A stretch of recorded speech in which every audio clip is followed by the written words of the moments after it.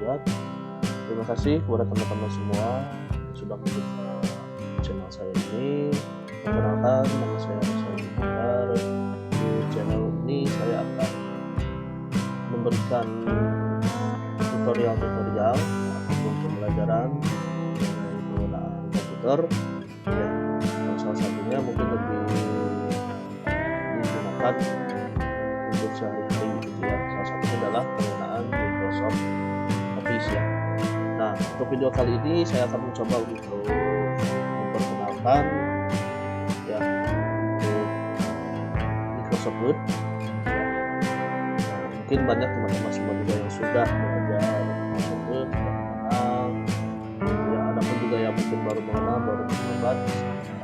Dan pembahasan kali ini bermanfaat buat teman-teman semua ya, yang masih belajar untuk menggunakan Microsoft Word ya.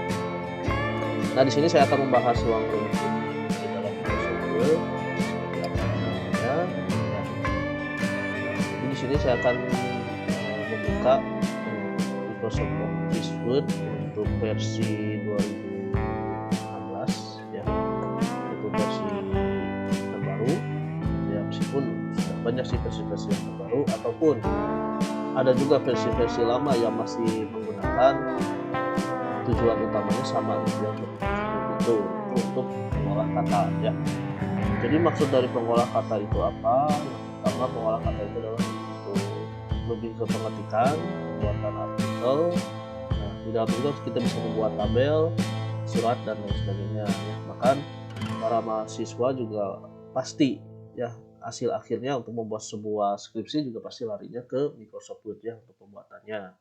Ya, jadi Microsoft Word masih sangat digunakan untuk saat ini ya. Baik, nah di sini saya akan membahas ruang lingkup Microsoft Word itu apa saja. Yang pertama, kalau kita lihat dari segi tampilan baru ya, membuat tampilan awal nanti bisa kita klik back dokumen ya. Nah, cuma nanti di sini di Microsoft Word sudah menyediakan tema-tema yang bisa kita gunakan nantinya ya. Jadi teman-teman bisa scroll ke bawah, apa saja ya, bisa gunakan seperti itu gitu ya. Nah, cuma untuk kita membuat file baru, nah, kita masuk saja ke area belum ya. Nah, seperti ini kita klik ya belum dokumen ini. Nah, pertama untuk lembar baru di dalam Microsoft Word yang tampilannya kurang lebih seperti ini. Nah, kalau kita lihat dari gambarannya, Microsoft Word itu dia menggunakan tampilan kertas ya, tampilan seperti tampilan kertas ini, kertas A4 ataupun misalkan A4 ya. Ini untuk tampilan karena hasil gambaran akhir pasti kita cetak di sebuah kertas gitu ya. Dia ada gambaran untuk menyesuaikan. Pertama kita bahas dulu di sini untuk dari segi tampilan yang paling atas. Nanti di sini ada yang namanya title bar. Title bar ini fungsinya adalah untuk nama dari file yang nanti kita simpan. Ya. Secara otomatis ketika kita simpan nanti dia akan berubah menjadi nama file yang kita berikan di sini. Ya. Bahkan nanti kalaupun datanya sering kita gunakan, nanti jelas file mana yang kita buka, nanti terlihat di sini untuk keterangan. Ya. Lalu ada menu bar ya, seperti home, insert, draw gitu kan ya, desain, layout ya dan lain sebagainya. Dan di sini pun juga ada menu bar yang nantinya bisa kita gunakan ya, menu bar yang bisa kita gunakan. Nah, di setiap menu bar nanti di bagian bawahnya juga ada aturan-aturan yang bisa nanti kita gunakan ya, bisa kita gunakan. Salah satunya misalkan di area home itu ada apa saja ya. Nah, di sini namanya ribbon ya, atau shortcut yang ada di bagian menu. Nah, itu fungsinya buat apa? Misalkan yang pertama ada background, ada font, paragraf, style, ada editing gitu ya. Biasanya di dalam home ini untuk pengaturan, pengeditan dari teks yang kita ketik ya. Salah satunya di sini ada font yang nanti bisa kita gunakan. Ya, font itu adalah pengaturan jenis huruf atau pengaturan huruf, bentuk huruf, tulisan dan lain sebagainya nanti masuk di area font ya. Nah, salah satunya di sini ada pengaturan jenis huruf ya, bisa teman-teman pilih di sini. Nah, jenis huruf di sini banyak pilihannya, ya seperti itu. Semua bakal muncul hasilnya sesuai dengan jenis huruf yang kita pilih, ya. Jadi misalkan kita pilih yang manapun juga hasil akan sesuai dengan nama jenis hurufnya, ya seperti itu. Jadi bisa teman-teman pakai yang manapun. Ya. Nah, namun apabila kita akan membuat tulisan resmi seperti karya ilmiah, proposal, misalkan skripsi dan lain sebagainya, itu biasanya kita gunakan pilihan salah satu ya. Kalau tidak Arial, kita menggunakan Tips New Roman, ya Arial atau Tips New Roman. Nah, itu bisa kita gunakan untuk penulisan resmi, ya seperti itu. Arial atau Tips New Roman. Ya biasanya kalau kita pilih yang lain, gitu kan ya, jenis huruf yang lain kalau untuk karya ilmiah itu ya, tidak cocok atau tidak pas gitu ya kalau kita menggunakan seperti itu. Ya, tapi kalau nantinya kita membuat skripsi, kita menggunakan tulisan yang menarik ataupun yang di reka-reka, itu biasanya ya dosen tidak menerima gitu ya hasilnya seperti itu ya. Jadi sangat disayangkan kalau misalkan kita memilih seperti itu. Jadi kita gunakan untuk yang resmi ya, Arial atau Times New Roman. Nah, lalu berikutnya di sini juga ada ukuran huruf. Nah, nanti ukuran huruf pun juga bisa kita rubah ya, makin besar ukuran, makin besar juga untuk bentuk dari si tulisannya ya. Nah, sekarang standar ukuran yang bisa kita gunakan bagaimana? Itu biasanya sekitaran 11 sampai dengan 16 gitu ya. Itu pun juga ada perbedaannya. Jadi apabila kita memilih antara 11 sampai 12 itu untuk isi paragraf gitu ya. Sedangkan kalau untuk ukuran 14-16 itu untuk ukuran judul. Ada judul dari artikel ataupun judul dari subjudul untuk pembuatan karya ilmiah misalkan ya seperti itu ya. Nah, itu untuk menentukannya biasanya seperti itu ya. Jadi standarnya kalau untuk paragraf biasa itu sekitar 11 atau 12 ya. Nah, biasanya 11 kalau kita pakai Times New Roman itu terlalu kecil ya, jadi kita berikan 12 gitu ya. 11 untuk Arial biasanya ya. Jadi seperti itu ya. Nah, nanti teman-teman bisa dicoba ya untuk pengaturan seperti ini.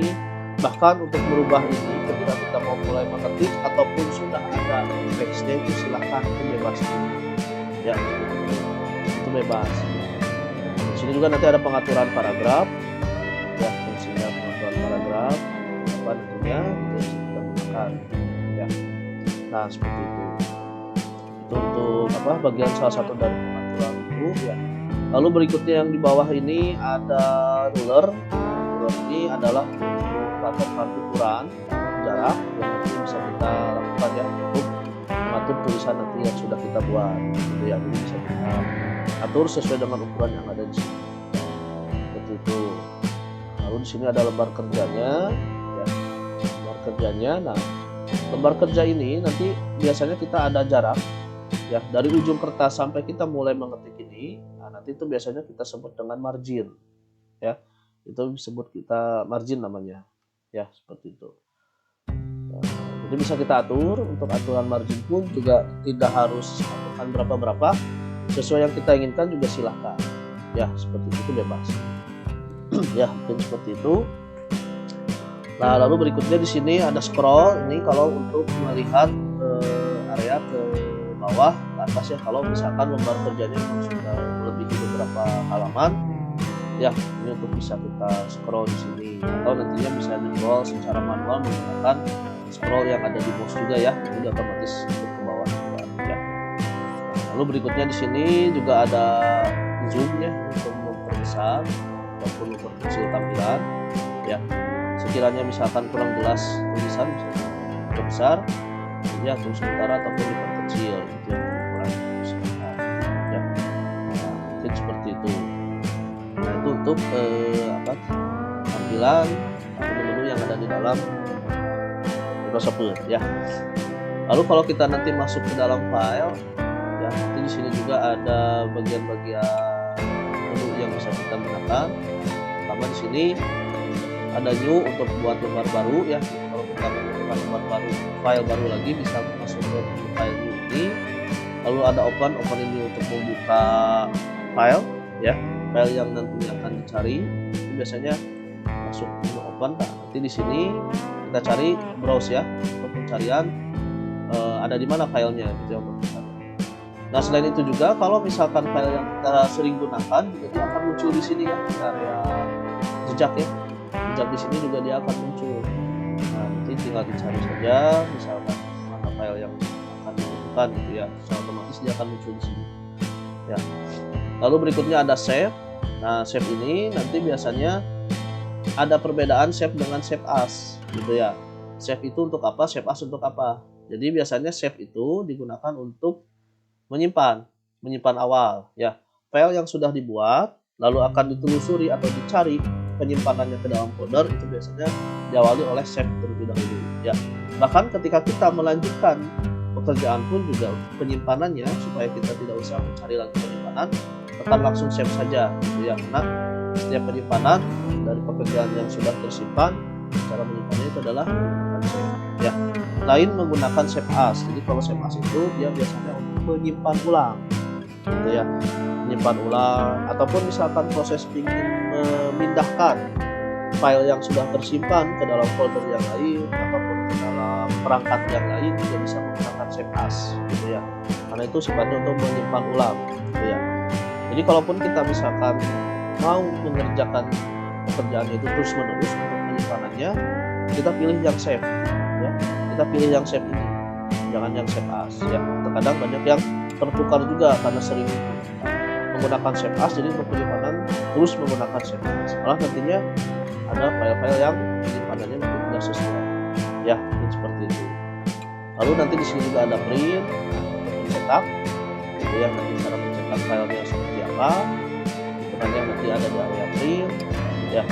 Kurang lebih seperti itu menu yang ada di dalam file ini ya. Sebenarnya masing-masing ada fungsinya juga gitu, hanya cuman yang bisa kita gunakan adalah area-area tersebut ya, bukan save as, print gitu ya. Klik lagi di sini. Nah terus biasanya kalau kita misalkan akan melakukan pekerjaan awal, nah biasanya yang kita lakukan itu apa? Nah yang kita lakukan itu adalah kita mengatur dulu kertas gitu ya, mengatur dulu kertas. Nah ini biasanya suka lupa ya, apabila kita akan mencetak ataupun membuat file gitu ya untuk perintah seperti ini suka ketinggalan ketika kita membuatnya ya. Jadi lebih baik untuk pengaturan kertas seperti ini kita lakukan di awal gitu ya, sebelum kita mulai pengetikan ya, agar kesananya ketika nanti dicetak ataupun mau dikirim internet gitu ya, jadi filenya dia sudah sesuai dengan fungsi kertas yang kita gunakan nantinya ya. Jadi kita lakukan dulu untuk pengaturan jenis kertas sama marginnya, itu nanti bisa masuk di menu layout nantinya ya. Nah nanti dalam menu layout ini pengaturan kertas nanti ada di area page setup ini ya, ada di area page setup. Nah untuk memilih jenis kertas itu bisa di menu size nanti ya, ada di dalam menu size. Nah nanti di dalam menu size ini banyak ini pilihan ukuran kertas yang bisa kita gunakan nanti ya. Biasanya yang kita gunakan itu pilihannya itu kan A4 sama A4 ya, A4 sama A4. Nah meskipun banyak di kertas-kertas yang bisa kita gunakan ya. Nah kalau untuk pilih A4 itu sudah ada ukurannya ya, kita tinggal pilih A4. Nah sedangkan kalau F4 itu kita pilihnya yang legal, itu biasanya seperti itu ya, pilihnya yang legal. Nah, beda-beda tipis gitu ya ukurannya, bisa kita pilih. Lalu nanti di sini juga ada orientasi ini untuk bentuk kertasnya. Nah biasanya kalau Microsoft Word itu sering menggunakannya portrait gitu ya, karena bentuk artikel itu kan secara vertikal biasanya ya, seperti itu. Terus berikutnya ini untuk pengaturan margin. Nah margin pun juga silakan apabila akan dirubah tinggal masuk ke dalam menu margin, lalu kita pilih custom margin nanti ya, custom margin. Nah nanti tinggal di sini untuk pengaturannya ya. Jadi yang pertama bagian margin itu kan terbagi menjadi 4, ada top bagian atas, bottom bagian bawah, left bagian kiri, right bagian kanan ya.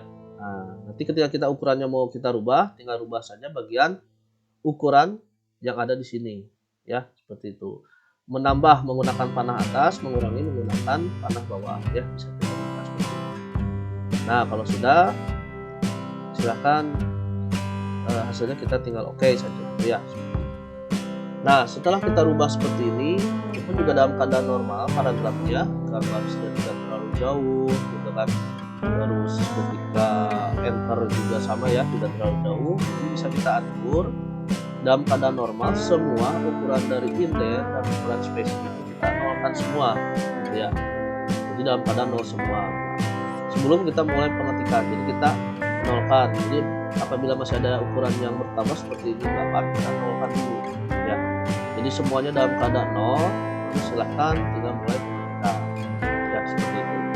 Nah, tekniknya untuk mengetik dulu itu silahkan, misalkan mau mengetik dulu semua bahannya silahkan gitu ya, ataupun misalkan mau diatur dulu pengaturan-pengaturan yang dibutuhkan juga silahkan ya. Biasanya kalau kita sudah terbiasa itu bebas pilih seperti apa gitu, pilihan pengaturannya seperti itu ya.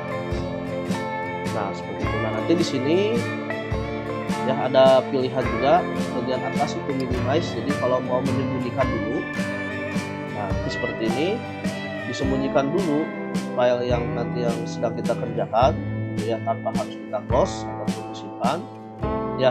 Apabila kita akan tinggalkan sementara ya, untuk membukanya lagi tinggal klik lagi bagian Microsoft Word-nya ya. Nah lalu di sini untuk pilihan tampilan ya, mau diperkecil ataupun di full ya, dibuatkan full. Dan yang terakhir di sini untuk close ya. Nah close ini nanti biasanya ada pilihan kalau ada file yang belum tersimpan, nanti ada muncul perintah ya. Nah misalkan seperti ini gitu kan, artinya apa, ada bagian yang belum tersimpan. Nah kita pilih yang mana nih untuk pilihan seperti ini? Silahkan teman-teman langsung pilih save saja ya gitu. Nah apabila kita tidak akan menyimpannya ya, silahkan tinggal pilih don't save ya, seperti itu. Cuman hati-hati kalau file yang penting ya, kita harus sering-sering menyimpan ya, supaya nanti ketika di close tidak muncul perintah seperti ini untuk cari penyimpanannya ya. Ya bahkan Microsoft Word itu sangat sensitif gitu ya. Bila kita menyimpan ya pasti ada perintah untuk menyimpan dulu supaya file kita tetap tersimpan dengan aman ya. Jadi silakan tinggal save nantinya ya. Nah mungkin kurang lebih seperti itu ruang lingkup tampilan yang ada di dalam Microsoft Word ya. Sebenarnya menu-menunya masih banyak ya, mungkin nanti bisa kita bahas satu persatu seperti apa caranya ya. Ini tahapan tim awal ya, begitu. Dan mudah-mudahan ya, teman-teman juga masih ingat gitu ya untuk ruang lingkup atau tahapan awal yang ada di dalam Microsoft Word ya. Bagi yang baru mengenal juga untuk tampilannya, mudah-mudahan ini bermanfaat juga ya. Terima kasih atas perhatiannya. Jangan lupa untuk like, dan share ya, mengembangkan channel saya ini, dan jangan lupa di subscribe juga ya. Dan jika ada masukan juga boleh komentar di dalam video ini ya. Terima kasih atas perhatiannya. Assalamualaikum warahmatullahi wabarakatuh.